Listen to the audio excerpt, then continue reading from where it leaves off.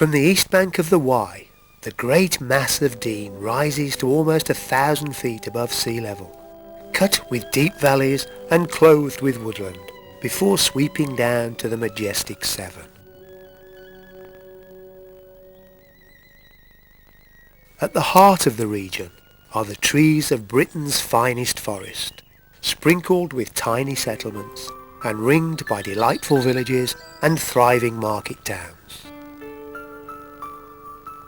At first glance, this area of outstanding natural beauty gives away little of its remarkable past, but a closer look reveals that here things are very rarely quite what they seem. Unravelling the secrets of the Forest of Dean makes for an intriguing story. Since prehistoric times, Dean has provided a home for man, and successive waves of settlers have left their own mark on the landscape, each adding to the region's rich, diverse heritage.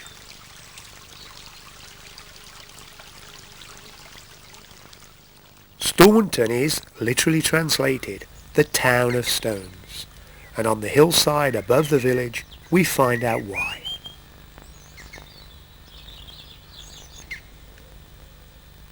A number of ancient, weather-beaten monoliths are thought to have been placed here by Bronze Age inhabitants of the forest nearly 5,000 years ago, for reasons we can only speculate on.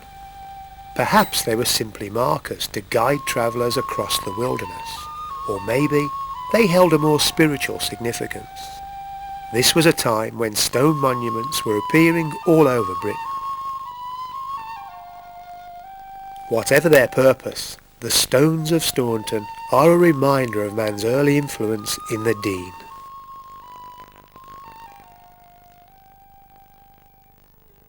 From about 700 BC, Britain was subject to invasion by Celtic tribes from the continent, wielding superior iron weapons. The people who occupied the Forest of Dean were known as the Silures, and they were quick to exploit the mineral wealth of their newly won lands. The hills and vales of Dean are rich in iron ore, and the forest today contains a remarkable example of early mining. Creation of the Clearwell caves near Colford began about 2,700 years ago, and has carried on almost continuously ever since.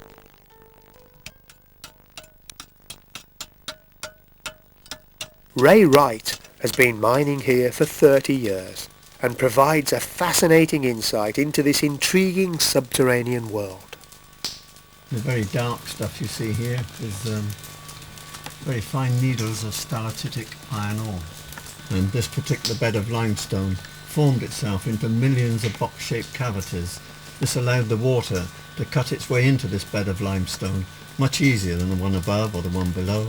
And as the iron was in solution in the water, so the bulk of iron was deposited into this creased limestone. These are pickaxe marks left behind by the miners. The Iron Age is supposed to have started here 2,700 years ago. This material is actually in solution in the water. So when you drink the water from down here, you're actually drinking some of this calcite in solution. It's the same stuff that your teeth and bones are made out of. If it wasn't for calcium, we'd all fall like a heap of jelly on the ground. It's the rainwater which falls up on the ground above, which picks up carbons out the atmosphere and forms a very mild carbonic acid. And as it filters down through the rock, the acid dissolves the calcium out of the rock and forms calcium carbonate in solution. And when it comes to a cavity like this, some of the water evaporates and the calcium crystallizes out into all these different shapes. Under these conditions, this material takes 1,000 years to grow a cubic inch. The name Clearwell comes from the crystal clear underground pools that once provided the locals with drinking water. Today, 8 chambers extending 100 feet underground are open to the public, just the start of a system of caves thought to extend for at least another 500 feet. As well as exploiting its mineral reserves, the Silures created a series of hill forts at strategic locations to defend their valuable territory, including a large site at Camp Hill in Lydney, overlooking the Severn Estuary. Another stood guard over the Wye Valley from Yat Rock, high above a natural ford at Simon Jat, and it's not difficult to see why they chose this site. These are some of the most spectacular river views in the country, and not much happens down below that goes unnoticed. As well as taking practical measures to protect themselves, the Iron Age inhabitants of Dean went to great lengths to ensure that the gods were on their side. At certain times of year, the population gathered at specially chosen locations to perform their pagan religious rites, under the careful guidance of the mysterious Druids. Upledden Church stands on a huge clay mound said to be an ancient sacred site, and, according to local legend, Celtic religious gatherings also took place on the hill above Staunton. The Celtic gods, though, proved powerless against the ruthless efficiency of the legions of the Roman Emperor Claudius, who invaded Britain in 43 AD. In the spring of 47 AD, the lookouts on Yat Rock sounded the alarm. A large Roman force was making its way up the Wye Valley. The woad-painted warriors met the Roman army as they crossed the ford on the Wye, but were no match for the disciplined, battle-hardened troops and were cut to pieces. A section of riverbank near Simon Jat, known as the Slaughters, may recall the bloody arrival of the legions in Dean. Under the Romans, iron manufacture grew into an important industry, and it's likely that coppicing of the woodland to guarantee a supply of timber for charcoal burning began in this period. At Lower Perrygrove Farm, not far from Clearwell Caves, is another intriguing relic of early industry. Here, Roman open-cast ironworks have been taken over by nature to create a wondrous landscape. The ore was extracted by heating the rock to extreme temperatures, then dousing it with cold water. This caused the rock to crack, exposing the iron sandwiched inside. After the workings were abandoned, nature took over, and tree roots forced their way along cracks in the rock, causing further fractures. Centuries of encroachment by moss and fern completed nature's role in the creation of this amazing site. More recently, a network of paths, bridges and lookout points have been carefully crafted over, under, through and around the rock formations, enabling visitors to fully appreciate this fantasy landscape, aptly christened Puzzle Wood.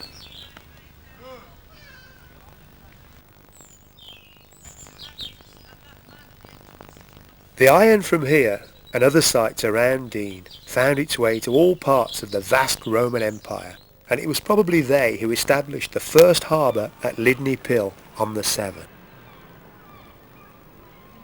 In the late 3rd century, under the Emperor Constantine, the Roman Empire converted to Christianity, and inside All Saints' Church at Staunton is a fascinating reminder of the arrival of the faith in Britain.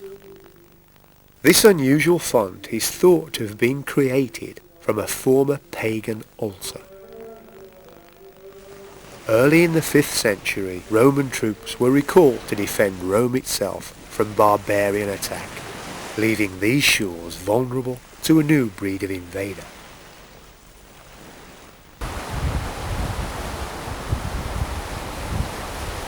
Anglo-Saxon tribes first conquered and settled on the east coast, then began pushing the Romano-British population further and further west, and eventually into the Celtic fringe of Cornwall and Wales.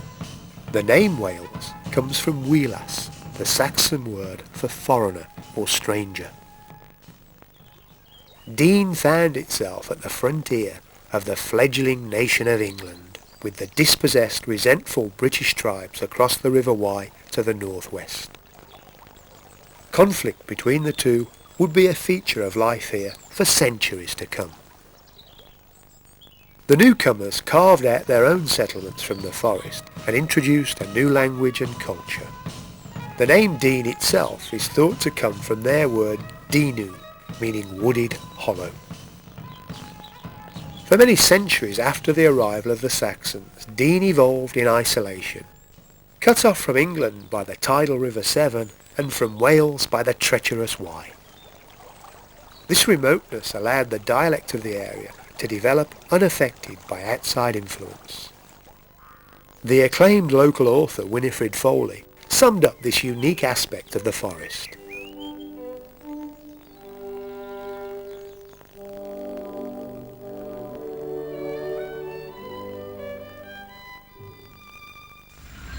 Of course, improved transport links, television and modern communications have begun to erode the ancient culture, but there are still those who recall the rich dialect of the Dean. Elsie O'Levy is a true child of the forest, born and brought up on Little Dean Hill. A friend of mine in Little Dean, he was born and brought up in Drybrook with all his family, and his granny lived next door. And he said she always had a habit of coming in just when they were sitting down to a meal. And she'd stand in the door, you know, with her arms folded, and she'd say, "Whenever I'd come in here, they just always stuff in the wasans." Now, wasan is wee sand. In other words, your gullet. Now, that's Shakespearean. But she wouldn't have known that, would she? But it's you know, you see, rotten wood was always daddicky. My father would say, "Doesn't pick that up, it's all daddicky." And daddicky really describes it exactly. How bestow butty, which means, how are you? It's your friend, your butty is your friend or your mate. And so if you meet him in the street, you know, I mean, I had an old man who used to come up here to lunch with me every Wednesday, and as he came through the door, it was always, "Oh, bestow butty." And I usually was able to answer him, you see, in the same way. The butty originated because the butty system in the pits.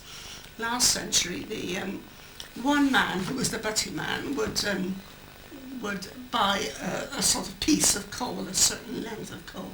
He would be paid for the coal, then he paid the 5 or 6 men and perhaps a couple of boys who were underneath him. He was the butty man. And at that period, it wasn't a very nice term, because very often by the time he paid off his worker, you know, his workers, he actually had about twice as much as they had. So, you know, certain butty men were not very well respected. And this is why it seems a bit odd to me, and now it's a term of endearment. But it's always old Betty or old Butt in the forest.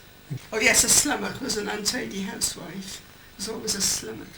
And shop cakes or shop anything were Bolton. And Bolton was a dirty word indeed, because it meant you were lazy, you see, you didn't make your own. Daggled. If you were daggled, you were tired out. If you went out to play, you know, doesn't get all smut up. That was mean, don't get playing where your clothes get dirty, you see. Doesn't get all smut up. And then you'd be in trouble if you did that, like I often was. Clackerton was gossiping. And all them women out there again. Well, women would be women.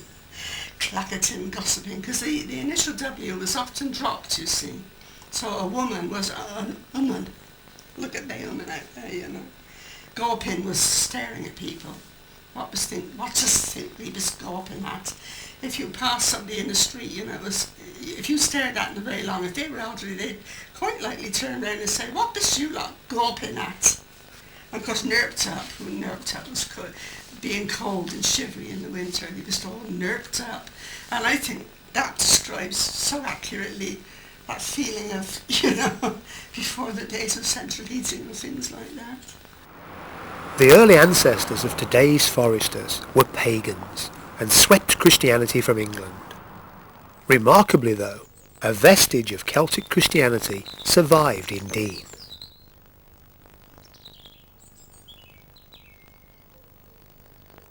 St Breville's takes its name from St Breve, a much-travelled 5th century Welsh bishop, whose name also crops up in Wales, Cornwall and Brittany.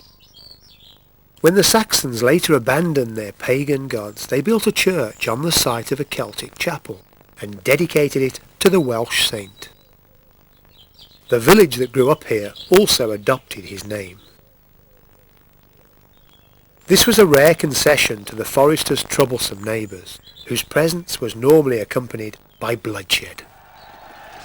The Anglo-Saxon Chronicle tells us that in 1053 the wardsmen of Westbury were killed in a skirmish with the Welsh. A lasting reminder of continuing conflict with Wales stands in Westbury-on-Severn today. The tower adjacent to the parish church was built as a lookout tower to watch for riverborne attacks by the Welsh. The spire is a later addition. In the event, the real threat to Saxon control of England came not from Wales, but across the Channel. In 1066, William of Normandy defeated King Harold at Hastings and seized the crown for himself. After the Norman conquest, Dean was declared a royal hunting ground, with its bounds clearly defined.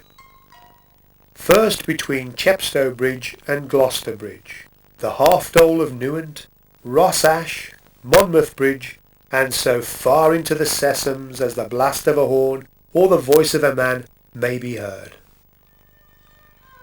The people who lived here were now subject to strict forest laws, and ancient common rights were denied to the foresters. The conflict of interests between the ordinary folk and the Crown would become a recurring theme in the story of Dean.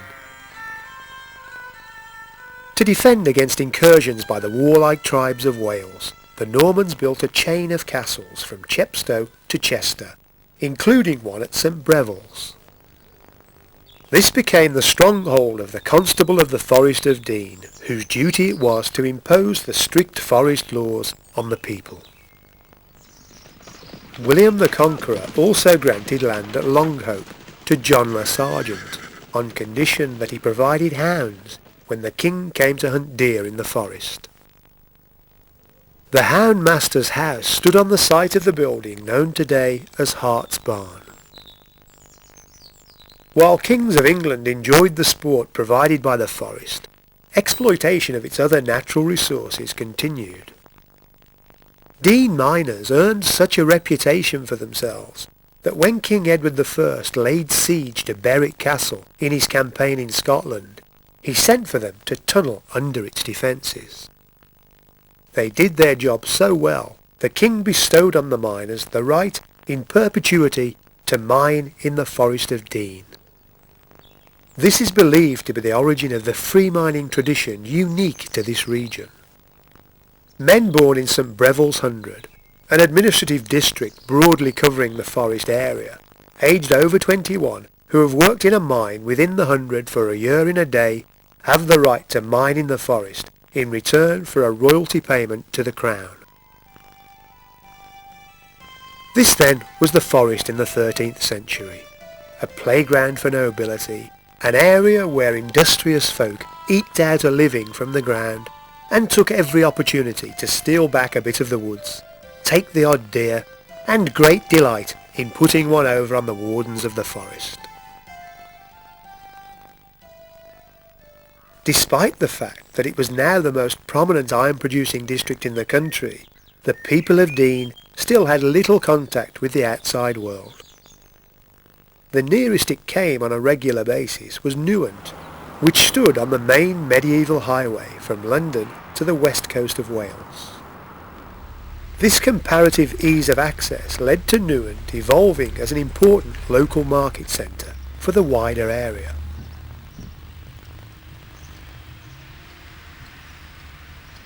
The heart of the medieval town is still its main focus, with many timber-framed houses hewn from the Forest of Dean. Just one of the many uses man found for its ancient woodland. Not only did it provide everyday articles for the forester, it was also vital for the defence of the realm. Such were the demands on the forest that by the 16th century there was great concern about its ability to provide the navy with enough raw material to maintain its fleet in the Spanish wars. Sir Francis Drake even set up home on the banks of the Severn to keep an eye on the growing of timber for the battleships of his time.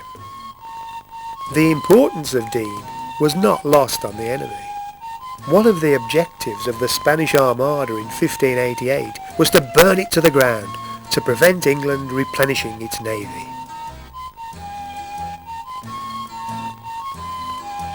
Conflicts surrounding the use of the forest continued between the Crown and the free miners, who resented the annexing of large areas of woodland. Then, in the early 17th century, a new threat emerged. The development of the charcoal blast furnace rapidly escalated the demand for timber for use in iron smelting. It also brought a new breed of ironmasters to the forest, large-scale operators with considerably more influence than the free miners. One of the main players in the new order was Sir John Winter, who became the second most important ironmaster in the country. At one point he owned 6 furnaces and 8 forges that, between 1628 and 1634, produced more than 11,000 tons of iron. He was ruthless in his exploitation of the woodland to fuel his operation, and in July 1634 he was fined more than £20,000, a colossal sum, for illegally felling trees. It was something of an irony that Sir John's father had been Warden of the Forest and Constable of St Breville's, the very man charged with protecting the woodland. The setback didn't prevent Sir John being appointed secretary to Queen Henrietta Maria, Charles I's wife, in May 1638. He was quick to capitalise on his new power, and in 1640 obtained a lease which gave him the timber and mineral rights on 18,000 acres of royal forest. Under the terms of the agreement he would pay the Crown £106,000 over 6 years, and an annual farm fee of nearly £2,000. The lease gave Sir John effective control over most of the iron mines and timber production in the forest, completely ignoring the ancient rights of the free miners and, needless to say, making him very unpopular with the locals. Charles I's willingness to grant such rights was probably due in no small part to his growing conflict with Parliament. England was plunging headlong into civil war, and the king needed every penny he could raise to finance his army. War was officially declared in 1642 when the king raised his standard at Nottingham, and towns and cities all over the country were forced to take sides. Chepstow became a royalist stronghold. Gloucester supported Parliament. So the Forest of Dean found itself, if not quite a battleground, the site of many skirmishes. At the centre of most of the action was Sir John Winter, who was a staunch royalist in an area where most of the inhabitants supported Parliament. He turned his considerable iron-producing capacity to make arms for the royalist cause, took the rank of colonel and raised a force to fight for the king. In 1643 he took part in the siege of Parliament-held Gloucester, which was eventually lifted when reinforcements arrived. The Roundhead commander of Gloucester, Colonel Edward Massey, now pursued Winter into the forest. Massey led his force to Tainton, where they turned the church into a barracks, stabling their horses in the chancel and using the font as a trough. A royalist force led by Captain Whiffin passing nearby heard that the Roundheads were desecrating the church and attacked it. The parliamentarians inside held firm, aided by the vicar, a staunch parliamentarian, who fired on the royalists from the vicarage. Eventually, Captain Whiffin took the drastic action of setting fire to the church.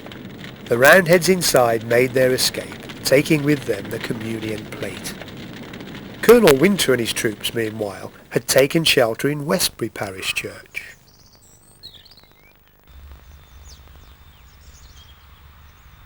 Massey's Roundheads captured the old watchtower and flushed out the Cavaliers, who headed for Newnham. The Parliamentarian army took over Westbury Court for a time before continuing their hunting down of Sir John. The Royalists had garrisoned and fortified Newnham, but Colonel Massey, with the numerical advantage, drove them from their stronghold, forcing them to take refuge inside St. Peter's Church, with their Roundheads in hot pursuit. In the chaos that followed, a servant of Sir John, a man named Tipper, ignited a barrel of gunpowder and, according to a contemporary account, blew many out of the church and sorely singed a greater number, but killed none. That was left to Colonel Massey. As the sorely singed men fled from the ruins of St. Peter's, they were put to the sword. The hastily buried remains of some of the victims of the slaughter have been uncovered in the churchyard. The skeletons were reportedly of giant size with holes in the skulls. Their height suggests they were pikemen who had to be over 6 feet tall and powerfully built, usually labourers forcibly recruited from local villages by whichever side got to them first. Amazingly, Sir John Winter managed to escape the carnage at Newnham, but he eventually found himself cornered on a cliff top overlooking the River Wye. According to local legend, he leapt from the cliff on horseback and escaped. It's said that he made his way to France with Queen Henrietta to drum up support for the king. His ironworks that had been so important to the royalist cause were destroyed.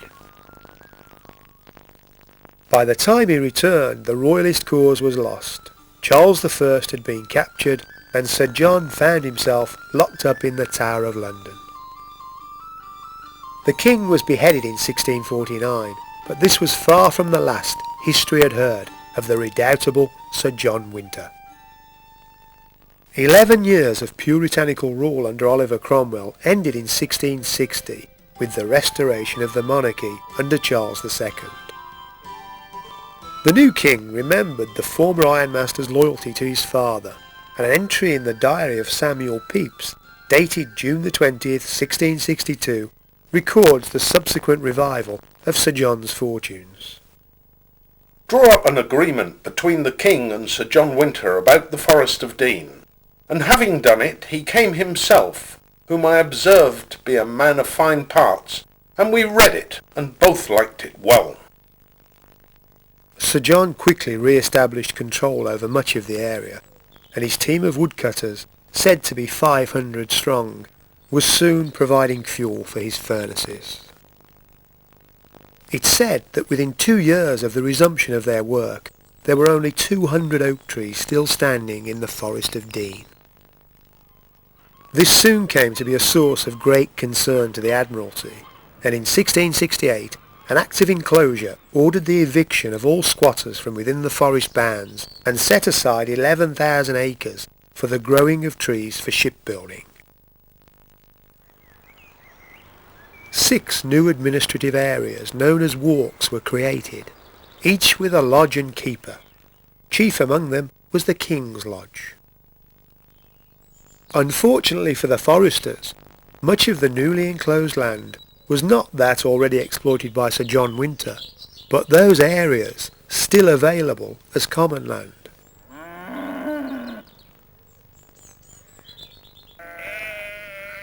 Local resentment at this loss of access to another large tract of forest was strong. Fences were destroyed, timber stolen and game poached, while local officials, sympathetic to their plight, often turned a blind eye. In order to appease the foresters, in 1675 Parliament passed an Act confirming the ancient rights of the free miners.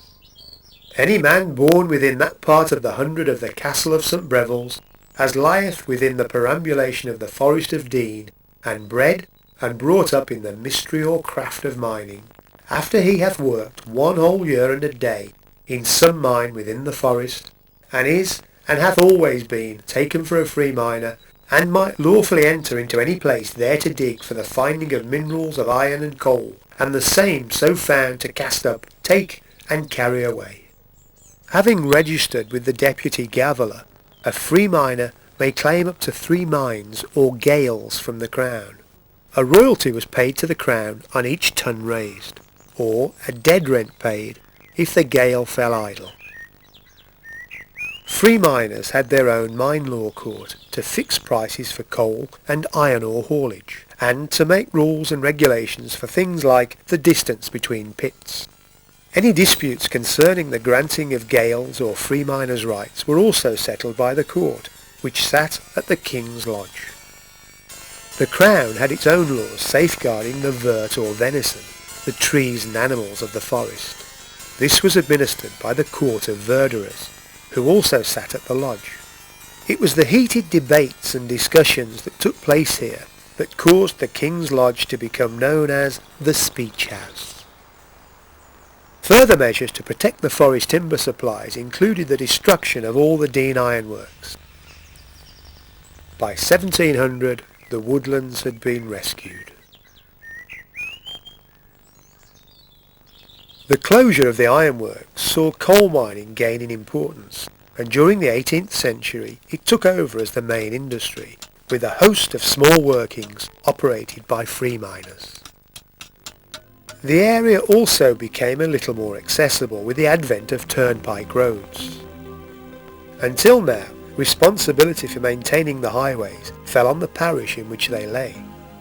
Raising money for such improvements was always difficult, and many of the country's roads were little better than dirt tracks. In the mid-18th century, groups of landowners and local businessmen started to privately improve sections of road, erecting turnpike gates and toll houses to charge those using them.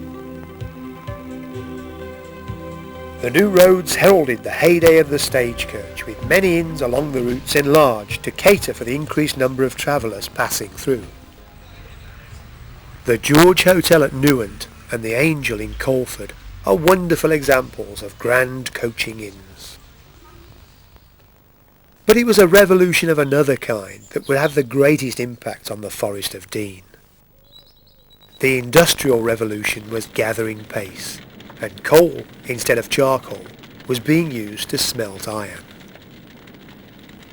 In 1795, the first coke-fired furnace was established in the Forest of Dean, and a town grew from a few dwellings around Little Dean Woodside and Bilson Woodside. Workers' cottages, shops, inns, a school and a parish church made up the little industrial town known as Cinderford, from the embers of the furnace fuel. New industrial processes created a huge increase in the demand for coal, and by the end of the 18th century there were more than 120 small mines in the forest, producing almost 2,000 tons of coal a week. Each working was a small undertaking run by about 6 men, but as demand grew, many of the free miners broke with tradition and sublet or sold their gales to outsiders, with the money to invest in the machinery required to reach the rich deep seams. Many of the small mines were amalgamated to produce large collieries run by coal kings, outsiders like the Crawshays, the Protheroes and the Teagues.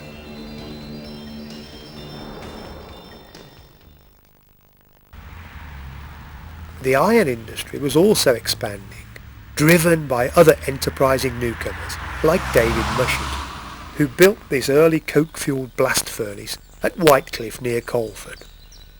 This is one of only a handful of early furnaces surviving in the country. It stands as a reminder of Dean's importance to the burgeoning Industrial Revolution and to the changing face of the forest in the early 18th century. The next stage of its transformation began when James Teague laid the forest's first tramroad from his coal mine near Mile End to the Wye near Lidbrook, despite a great deal of local opposition. We have had different lists of free miners, I believe about 150, who have signed against railroads in general, many of whom say it will be a good thing for some of the richer colliers, but as for the poorer ones, it will deprive them, they fear, of getting the scanty bread they do now get. By now, though, the free miners' position had been so weakened by those who had sold out that the mine law court had ceased to be effective, and the petition against the railroads carried little weight. Approval was granted for the Bull-o'-Pill and the Severn and Wye horse-drawn railways, the first of a network to export the forest's coal and iron. A dock was built on the Severn at Bullow, and the line was later extended through the forest to Cinderford and beyond via the Sudeley Valley. The Severn and Wye tramroad linked the two rivers from Lidbrook along the Cannock Valley to Lydney Pill, which grew into a thriving little port. Before long, the forest was crisscrossed by a network of mineral tramways, which opened it up as never before, enabling industry to flourish.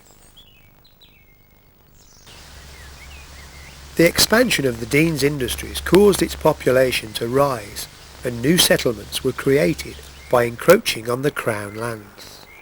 Individuals illegally fenced off a small piece of the forest and hastily erected a cottage. Gradually the squat was extended until the family had their own small holding within the Crown enclosures. Large-scale industrialisation of Dean and widespread squatting in the forest again became a concern for the government. The country was at war with France and needed to maintain a large naval fleet.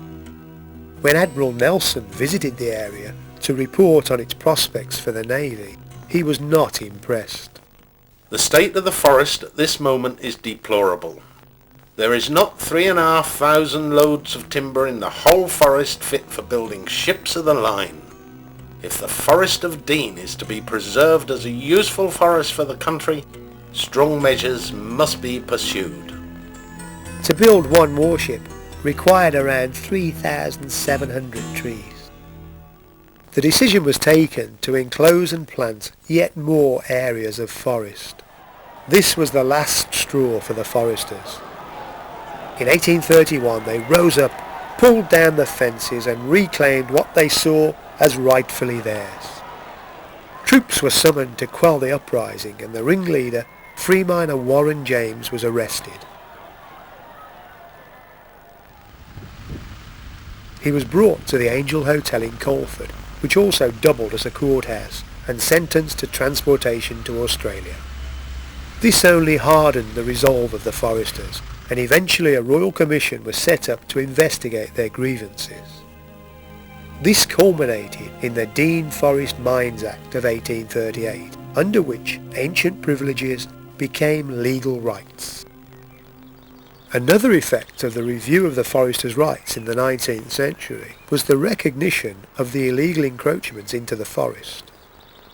Squatting had become so widespread that eviction would have caused huge social problems and the risk of more serious uprisings. Instead, the Crown granted freeholds to make them legal, a move that produced one of the unique aspects of the Forest of Dean today. The scattered houses, haphazardly dotting the valley sides, each represent the efforts of individual foresters to make a piece of Dean their own. Legalising the encroachments also meant that Dean miners generally enjoyed a higher standard of living than those in other areas. Unusually for a mining area, most now own their own cottage, with a garden, a pig, and maybe a few chickens. An ancient rite known as pannage allowed foresters to turn their pigs loose in the woodlands in the autumn to graze on acorns or windfall apples in local orchards. This fattened up the animals nicely for slaughter to provide the family with meat through the winter. Other rights enjoyed by the foresters included the right to graze sheep on Crown land, a practice known as badgering. By now, steam power had been introduced on a number of the old mineral tramways, although horsepower would continue on many others until well into the 20th century. By the turn of the 20th century, the Forest of Dean was an extraordinary mixture of woodland, pastureland, steam railways and tramways, scattered small holdings, coal mines, ironworks and quarries, and numerous industrial villages. Typical of these was Nailbridge near Drybrook. The colliery was served by a railway and a tramway, and nearby were quarries where stone was extracted for building workers' cottages. Since time immemorial, the Dean had yielded its underground treasures to man. Coal and iron had kept food on the table for many and made a handful wealthy. But the early 1900s saw an attempt to extract even greater riches from the forest. For centuries, rumours had persisted of deposits of gold here, and in 1904 an entrepreneur bought up a number of mines in the area thought to contain this most glittering of prizes.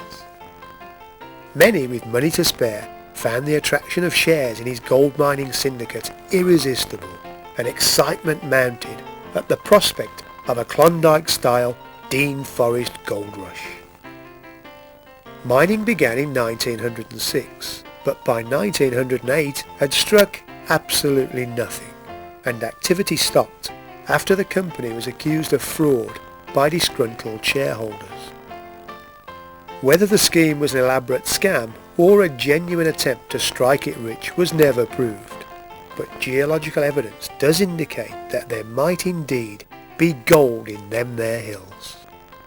Soon though, the still isolated Dean area became part of a conflict that engulfed the world.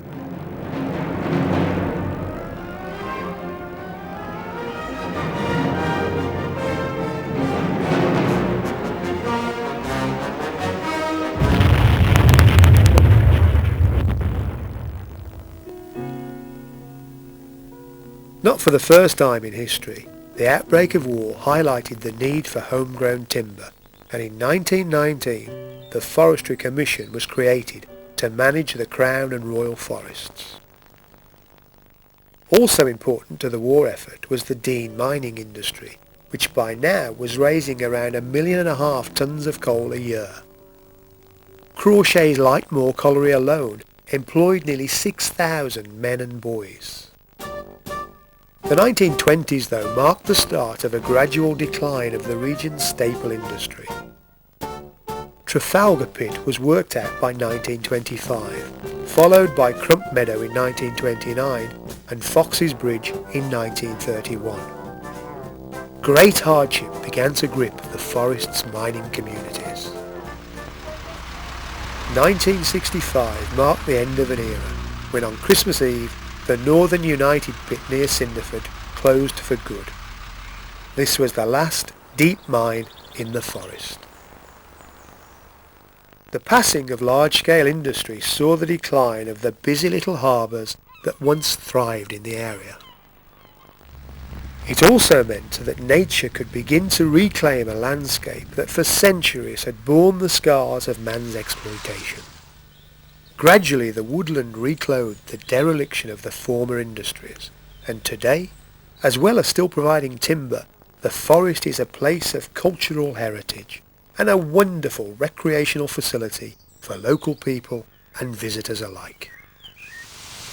Occasionally though, relics of the past reveal themselves, sometimes in spectacular fashion.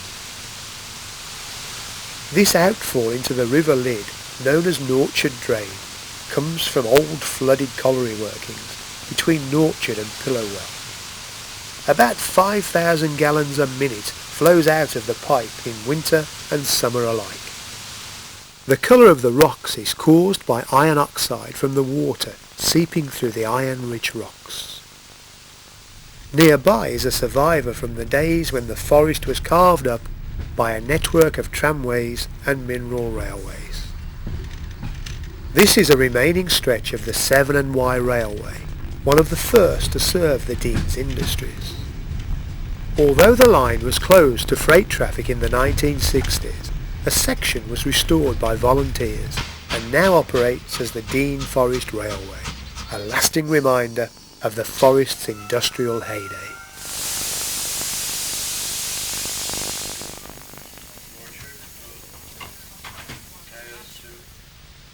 The Dean Forest Heritage Centre at Sudeley is dedicated to preserving the history and heritage of the region and provides a fascinating insight into the people that have made the forest and how the forest has made a people. The site of the museum has reflected many of the changing phases of Dean's industrial past. Here the Sudeley Valley narrows, making it easy to dam to provide water power. It's had a varied career as a 17th century forge, a 19th century foundry, a corn mill, leather mill and a sawmill, and eventually a scrapyard, until it was acquired to house the Museum of the Forest and its people. Not all traditional aspects of this region's unique heritage, though, have been consigned to history. Ancient rites of pannage and badgering sheep are still claimed in the forest, regulated from the Forestry Commission headquarters in Colford. The legal rights of the free miners also still apply, and not just as a quaint custom. At Clearwell Caves, minerals are extracted in the ancient free mining tradition. We carry out lots of activities here. We mine the ochres, and we also extract mineral samples for educational purposes, and we sometimes extract iron for smelting. There's lots of people carrying out experiments, and they want certain types of iron, which we have here. The black brush ore is very good for smelting. We allow the public in to walk around as a casual visitor. We do guided tours for groups, educational trips. Anybody that's interested in studying geology, mining, local folklore, local history. And we also do the deep level trips for the more adventurous. You get very dusty and dirty on those, and you need to wear a helmet and lamp, and we take you into the lower reaches of the mine. There's 600 acres of mine complex here, with hundreds of miles of passageways and thousands of caverns. One of the forms in which iron ore occurs is as a powder oxide used in the manufacture of paint to produce rich red, yellow, browns and purples. This is one of the few remaining sources of natural paint materials for restorers and artists. This is the red iron oxide. This is what's crushed and made into a powder for making paint and cosmetics. Up in this pocket is a nice yellow ochre. And as it comes down through the cracks in the crevices in the rock, so it comes down and it changes in colour. There's a yellow there and a nice red underneath it. This is a nice purple. Makes a nice eyeshadow. Natural pigments were the only source of colour available to painters in the Middle Ages, and it's believed that the Dean free miners had a lively trade with the Renaissance artists of continental Europe. The colour gained from the ochres found here are unique and are thought to have been used in the work of such immortals as Leonardo da Vinci and Michelangelo. But we don't have to go to Italy to find examples of their use. The extraordinary 12th century frescoes in St Mary's Church at Kempley to the north of the region were created with natural ochres from the Forest of Dean. Their survival in such wonderful condition is due to the religious fanaticism of anti-papists during the 16th century Reformation and the well-meaning efforts of a Victorian parson to preserve them. They were whitewashed during the Reformation, when such images were seen as idolatrous. 300 years later, the Reverend Arthur Drummond noticed signs of colour underneath the whitewash and uncovered a large area of the paintings. To safeguard them, they were covered with varnish that by 1955 had become a dark mass. It was feared that the paintings were lost, but careful removal of the varnish revealed the frescoes in all their glory. These are some of the finest examples of early medieval religious art in the country, carefully crafted from the very stuff the hills and vales of the Forest of Dean are made of.